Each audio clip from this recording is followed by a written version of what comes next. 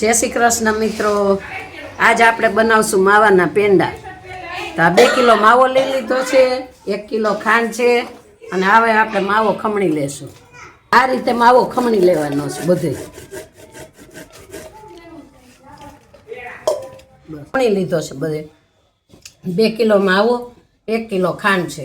હવે ખાંડ આપણે ચાસણી લેવા બકડી એમ નાખી દો. ખાંડ ડૂબે એટલું પાણી લેવાનું.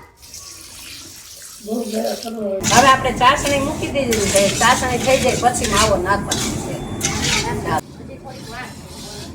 આપણે ગોળી વળે ને એ પતાસાની ચાસણી લેવાની છે.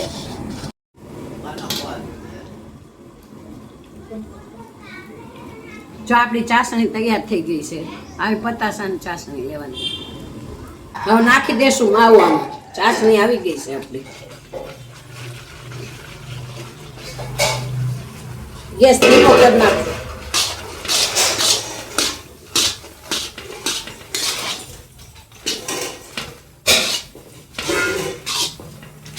આ રીતે આપણે ચાસણીમાં માવો પકાવવાનો છે 15-20 મિનિટ.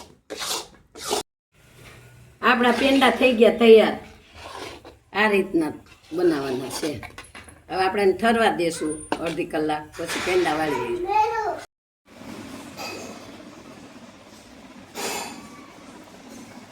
આવી રીતે પેંડા વાળી લેવાના છે. જો મિત્રો, પેંડા તૈયાર છે આપણા.